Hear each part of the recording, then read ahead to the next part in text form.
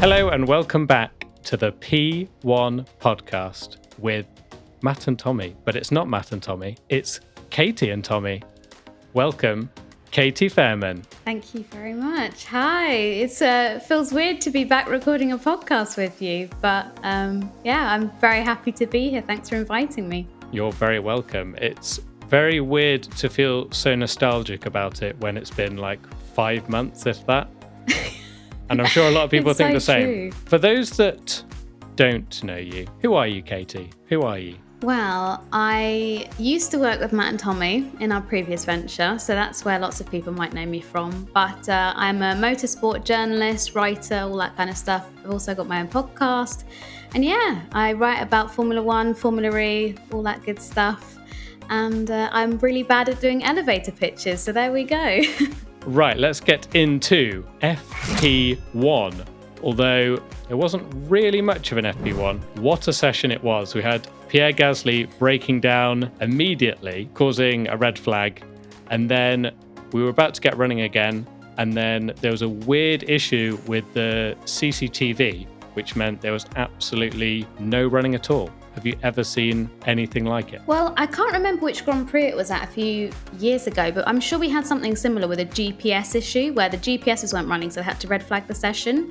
So we've sort of had like a tease of that before, but nothing quite as extreme as what we saw in FP1, because it was like, I think, was it 56 minutes of the session or 54 minutes of the session were just completely red flagged. So a real shame. And I think a lot of people, obviously fans, are getting a bit agitated because they've paid good money to be in those seats and they haven't seen any action. But even the comms teams were getting involved on Sky that I was listening to, saying, oh, come on, you should get going. But I can see why the FIA did what it did. You get these cool shots of the control rooms that all of the FIA work from, and they have to rely on a lot of CCTV around the circuit so they can check that everything's in order, that some groundhog hasn't like gone and made its bed in the middle of the circuit and they've got to somehow red flag the session because it's not been picked up on TV direction. So they've got to keep an eye on all sort of areas of the circuit, and with that being down, I can see why they might be cause for concern, but it meant that there was nothing blooming happened. Normally, you get sessions red flagged and cancelled because of weather, but never a CCTV issue. It seems very strange for the pinnacle of motorsport. They do have to prioritise safety. You're joking about groundhogs, but I guess even though it'd be a very rare or an extreme thing, but only takes some like one idiot to run on the track or something or whatever, and if they can't pick it up, they have to think about these things. But speaking of groundhogs, that was pretty much the only thing that happened. You put a great tweet out saying that FP1 was basically a nature documentary. Yeah, we saw lots of different groundhogs. They are adorable, but they've got blimmin' nerves of steel. They're just chilling at the side of the track and just don't seem to care. We've seen it a few times over recent seasons that they have just no fear and they'll run onto the track in front of an F1 car. Either they have no fear or there's just not much going on upstairs. But either way, they are a real staple of the circuit, but it does give me quite like a lot of anxiety seeing them being so close to the track. There's no other circuit that consistently has animals just roaming around and it's just part of it. It seems to happen every year. A few people did a lap. There's only 12 cars that actually did a flying lap. One of them was Valtteri Bottas, who was fastest in FP1.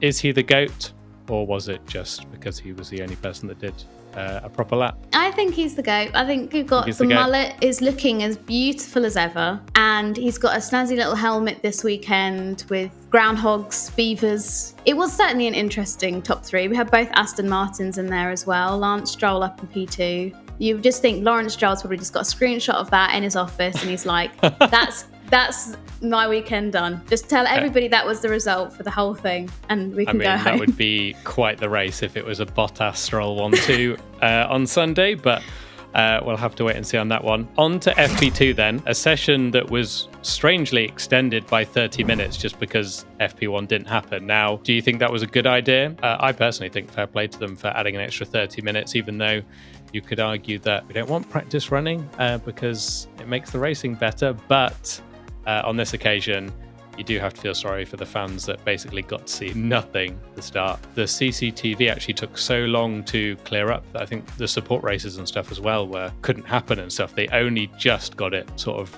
ready for FP2. Yeah, completely fair play to F1 and the FIA for sort of moving things around. They've got quite a strict rule where there's only a certain amount of allocated time that you're allowed in between sessions. So from FP1 to FP2 and then also FP2 to FP3 and so on.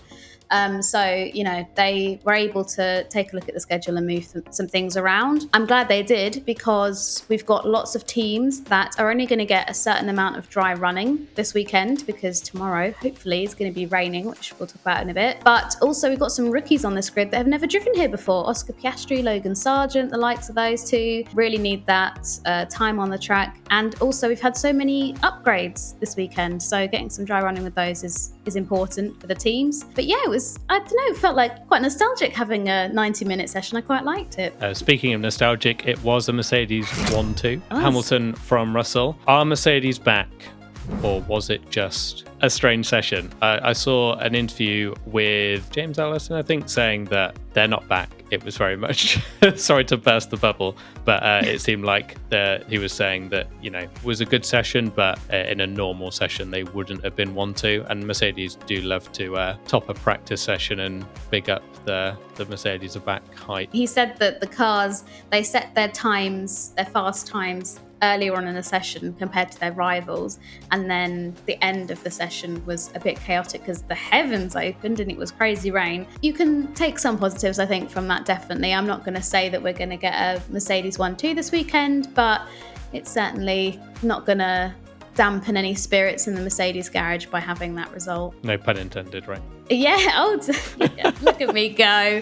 But yeah, that both Mercedes drivers were saying how bumpy the track was, which I thought was quite an interesting comment. So yeah, who knows? Was it the commentators were saying that they've never really noticed it, and I don't think it's ever been that much of an issue, but I think it was Jenson Button saying like it looked like an IndyCar circuit, the amount they were like bumping around and stuff, which was a bit, but they seemed all right. I've got a question from Game Over Penguin that says, are Ferrari and Mercedes actually cooking, or will it be another weekend where it looks close in practice and quali only for Red Bull to win by 30 light years on Sunday? What do we reckon? I think, we had a chart, how F1 like to do the split times, and there was one of Sainz versus Verstappen, and Sainz was looking pretty good. I know this is a circuit that he came so close to getting his first win at last year. Fortunately for him, he was able to do it the next race in Silverstone, but I think Sainz is somebody who you should really keep an eye out for this weekend. He seems to be pretty comfortable with it, and if the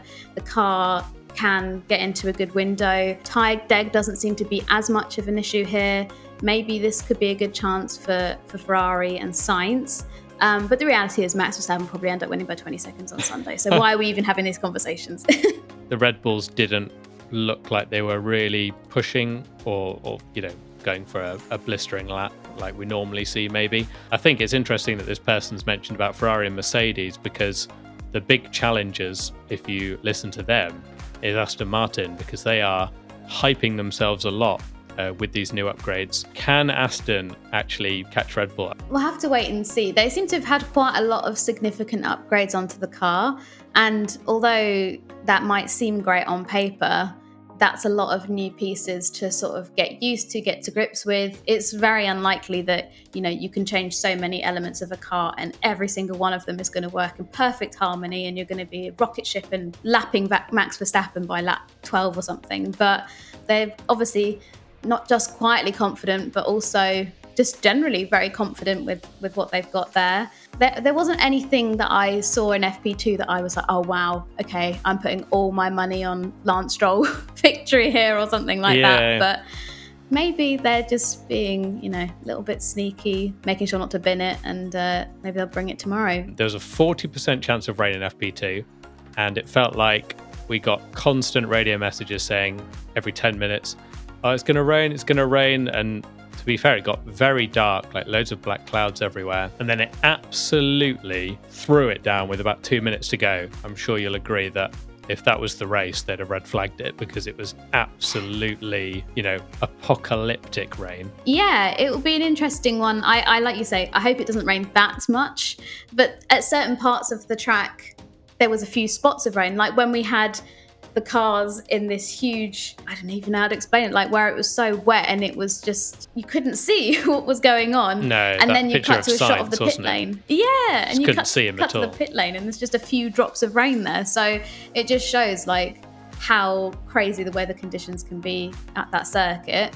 Couple more things. Alpine's reliability. What on earth was going on with them? Gasly came straight out of the pits and FP1 broke down. Ocon didn't even make out the pits. And then he did an FP2 and broke down again. Really strange one when this year reliability has been so good. But yeah, don't know what Alpine have done. What, if they walked under some ladders, maybe broken some mirrors, because their luck was just awful today. But hopefully they'll be able to bring the challenge to tomorrow and Sunday and put these days behind them. Fingers crossed, eh? Great to have you back. It's been great to have you on the pod. And yeah, look forward to Sunday. I'm sure a lot of people will be buzzing that you're back because, yeah, had a lot of messages and also clears up any wild conspiracy theories that we fell out and don't speak, which is obviously not true because for any doubt, we'd probably speak just as much as we did when we were working together, to be honest. We're just as good friends as we were. Right. Good times. And I'm going to sign out now. Bye. Okay. Bye. See you tomorrow.